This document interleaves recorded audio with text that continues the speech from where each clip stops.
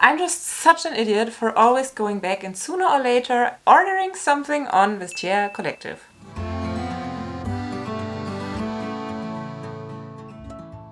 Hi and very welcome. My name is Mary. This is my channel LuMi LevelUp and I'm a luxury lover on an average income trying to be more mindful with my money, which I personally think I managed quite well in the first half of 2023, and one of the reasons why I managed to be successful with it is because I stopped shopping on Vestiaire Collective due to a very negative experience with that platform and their customer service. If you want to find out more about it in detail, I will link the videos on that last bad experience that I made for you to watch. And that was a little two-part series. I made my very first purchase on Vestiaire Collective in January of 2017. So I shopped with them for more than 6 years. And I calculated it through. Over the years, I spent more than 26,000 euro on that platform. I have to let that sink in over and over again. More than 26,000 euro.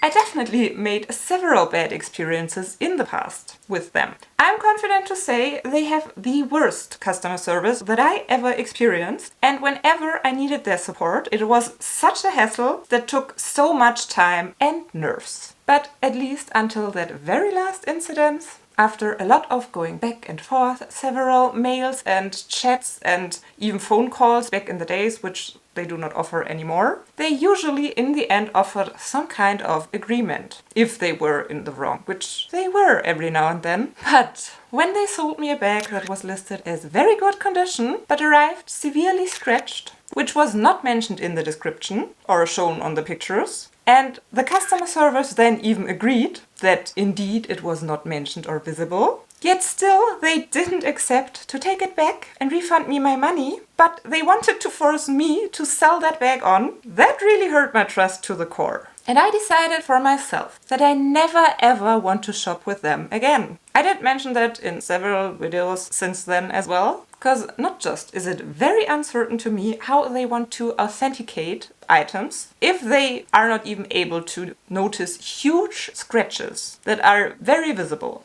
But as well do I know firsthand now that they do not even care if they make mistakes and they do not care to make up for them. For mistakes they even admitted themselves. Unfortunately, it will get too long if I summarize the entire video on that whole issue and incidents. So I have to refer you to it once again if you are interested in all the juice. But we needed some of the backstory as the base for this video. So, in the past, when I made bad experiences with them, it usually stopped me from shopping for a few weeks, maybe up to 2 months. But I was never able to completely stop. Sooner or later I started browsing again, and sooner or later I purchased something again, which went well for quite a while, until I made a bad experience again. And then the whole cycle started all over again, with stepping back, not shopping, starting to browse again, and starting to shop again. My last purchase, the terrible incidents, happened on the 5th of November, but it took until the 24th of December to even arrive. So end of December is the date we can refer to for my last shopping on Vestiaire Collective. Which means I managed to stay away from it for about half a year, which is huge for me. This is definitely the longest time I ever managed to go without shopping on Vestiaire Collective. Because like in a toxic relationship, no matter what happened, it stupidly felt as if I can't live without browsing and shopping Vestiaire Collective. No matter how often I got disappointed, made bad experiences, was treated poor by their customer service, I always thought about all the good experiences and all the bargains I hunted down. And then I always went back to shop with Vestiaire Collective and gave them one chance after another. And I thought, with that final awful experience, I really made it. I thought I made the jump to finally leave Vestiaire Collective behind. For good.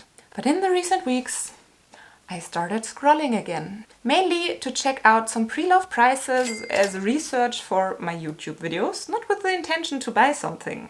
But I started looking out as well because some of my YouTube friends scored such amazing deals, only making good experiences. And my own sister, she bought an MCM bag on Vestiaire Collective and I unboxed it for her. So all the good experiences I myself had in the past, they got triggered over and over again. And the awful experiences I made, they started to feel more little in comparison and the memories started to fade. And I feel absolutely terrible to confess.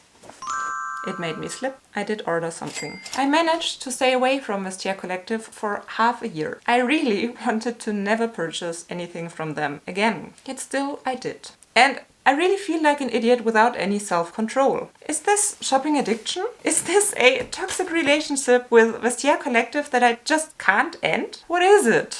For my defense, this time I added another layer of security, which made me somewhat more confident to go with the purchase, because this item was sold from a professional seller. So other than when buying from a private person on Vestiaire Collective, this item I do have the right to return. If I don't like it, or it doesn't match the description, or the condition might be worse than I would have expected it. And there's a fun little twist.